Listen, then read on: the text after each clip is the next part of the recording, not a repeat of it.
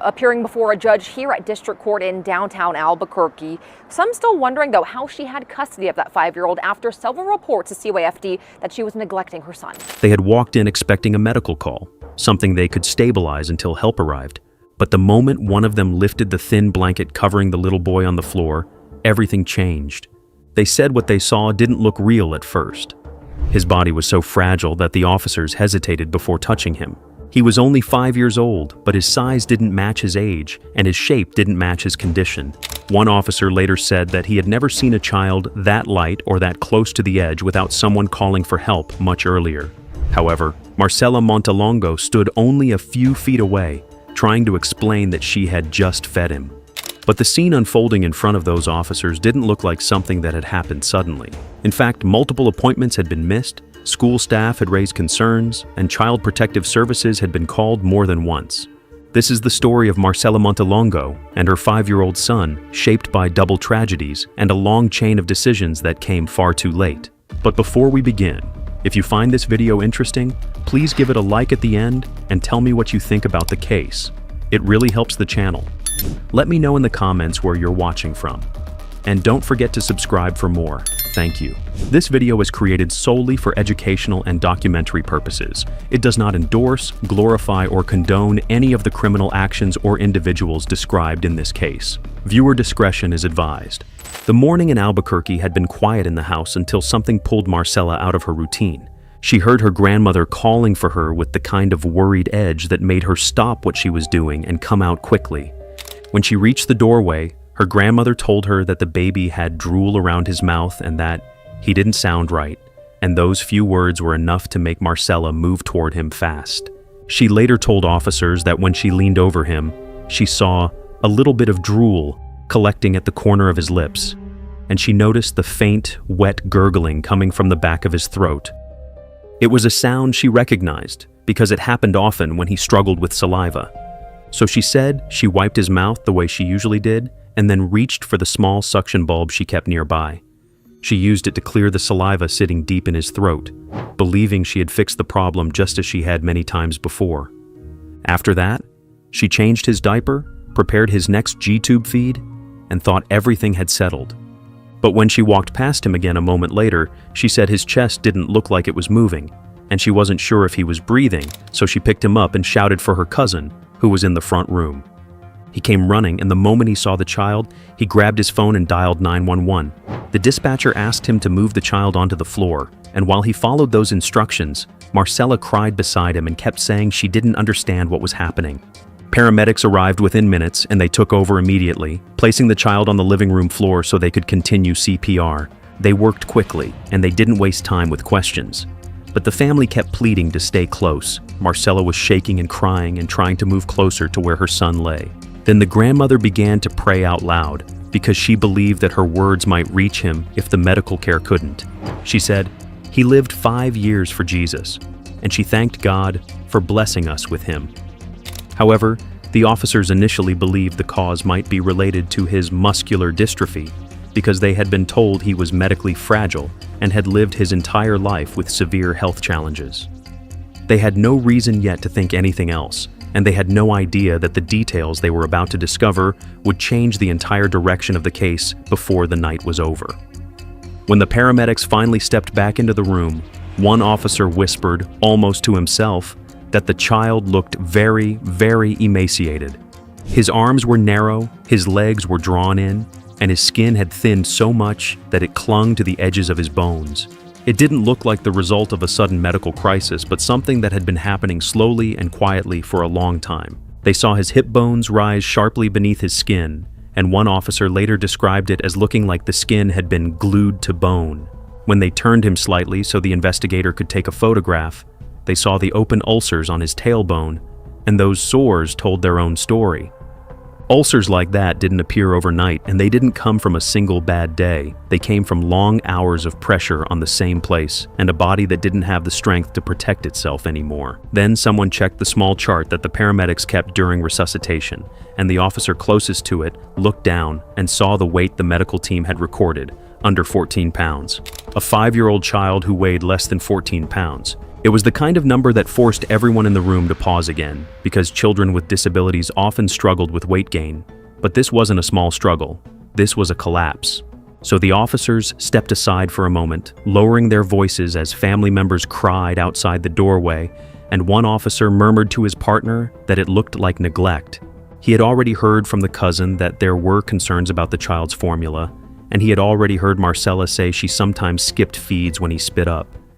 He also knew she had admitted she missed his last doctor's appointment but couldn't remember when it was, and when he placed all of those pieces next to the physical condition in front of him, the story no longer looked like a sudden medical emergency.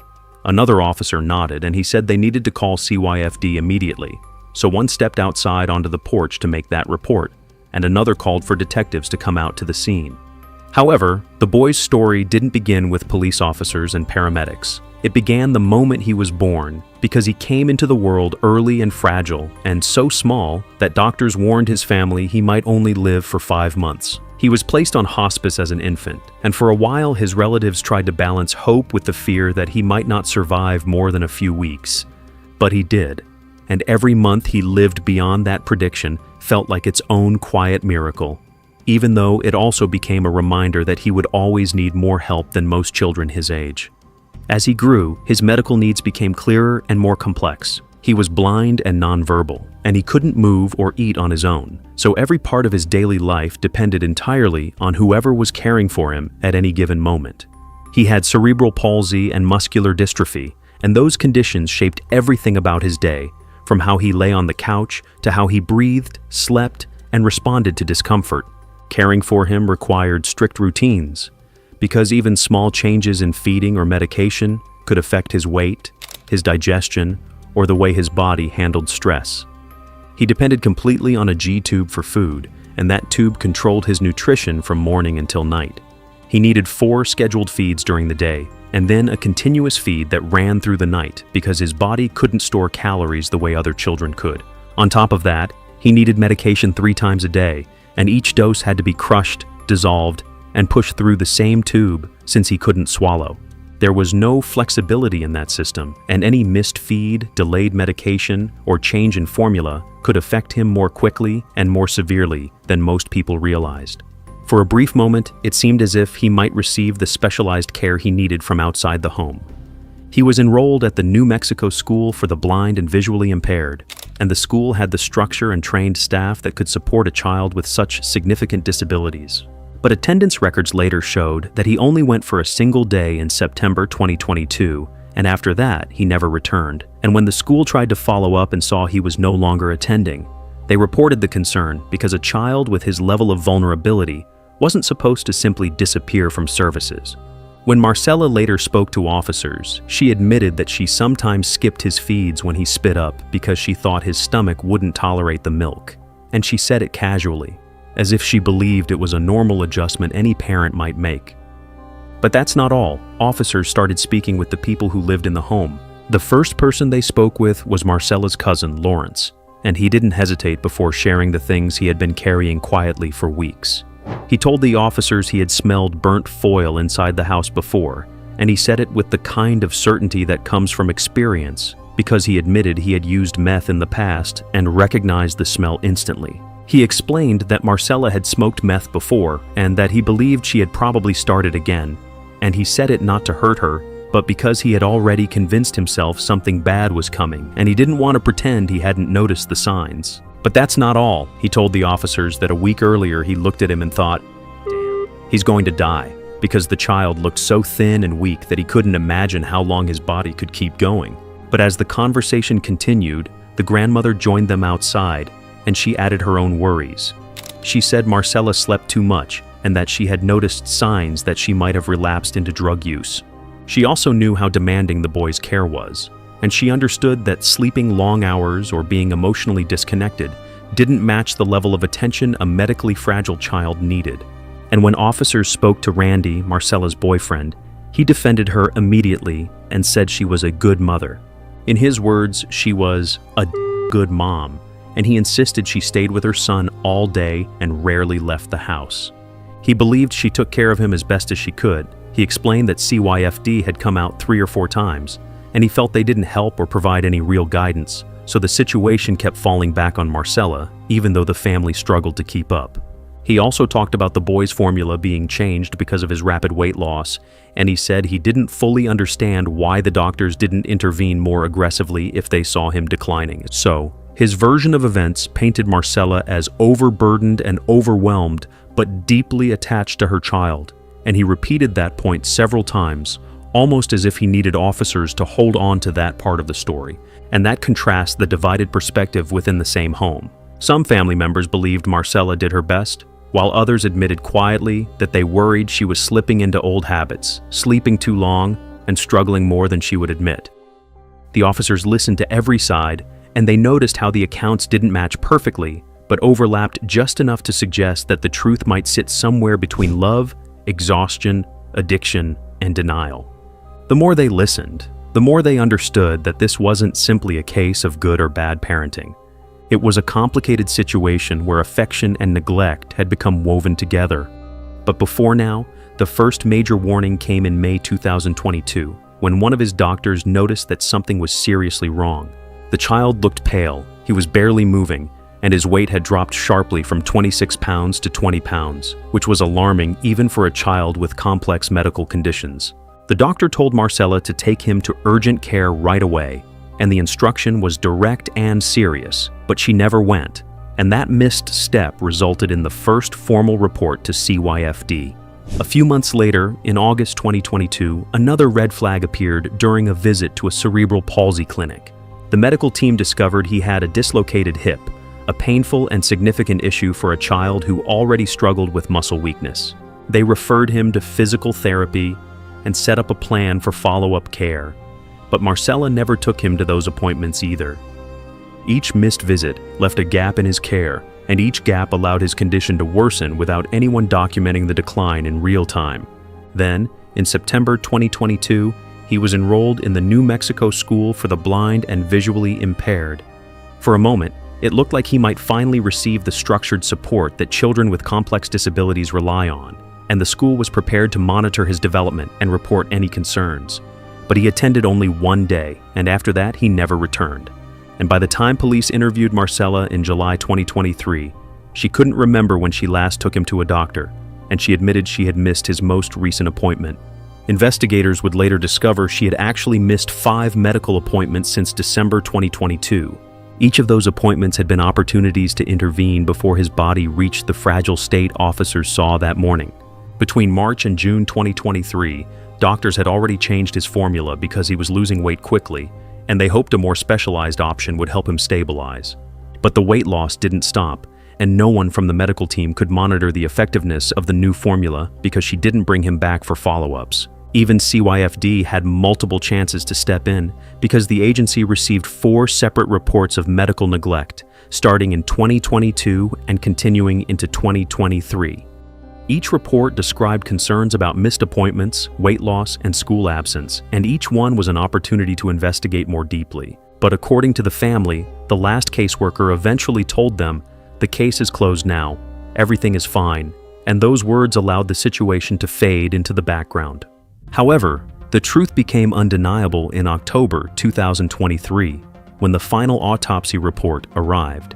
The medical examiner recorded his weight at 13.6 pounds, a number that belonged to an infant, not a 5-year-old child.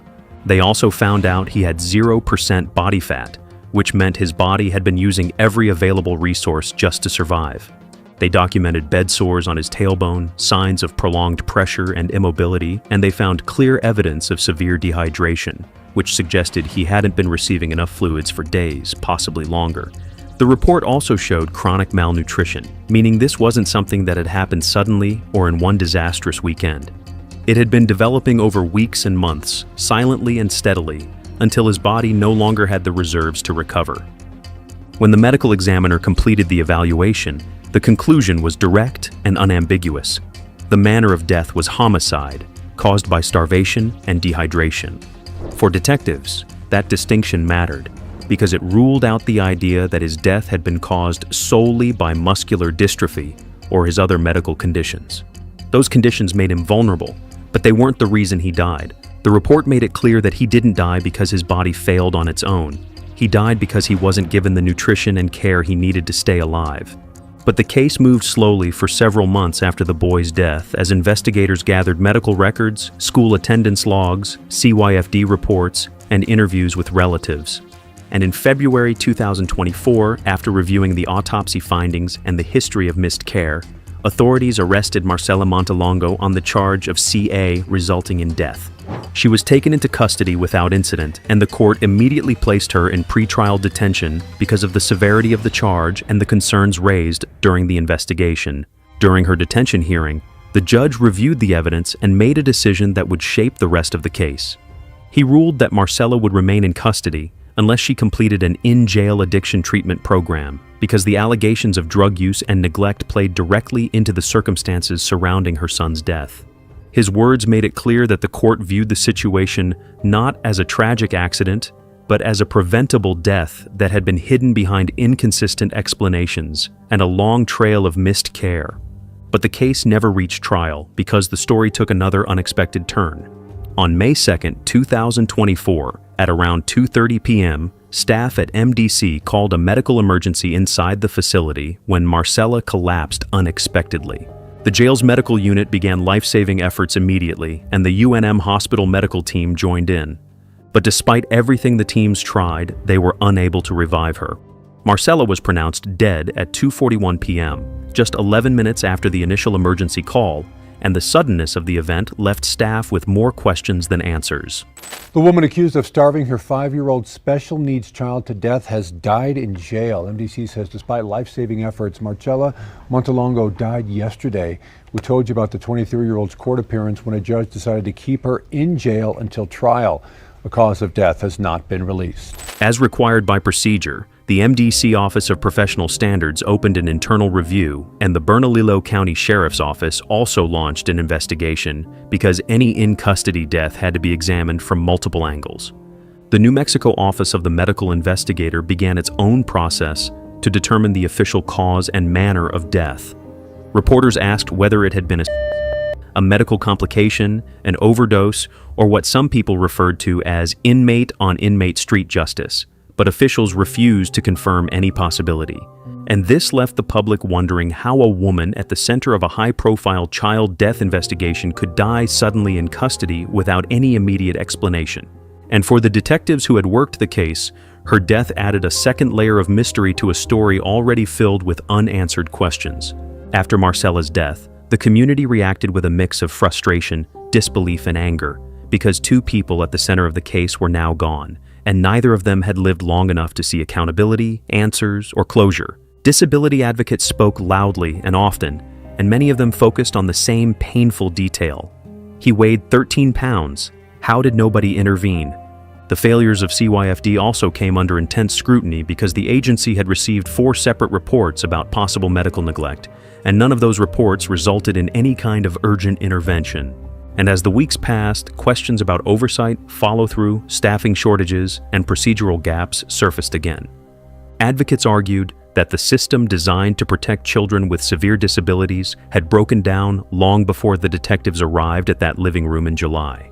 With Marcela gone, the criminal case effectively ended because there was no defendant left to stand trial. So the story ended with 2 tragedies instead of 1. A child who died slowly over months, and a mother who died suddenly in custody before anyone could fully understand what had unfolded inside her home.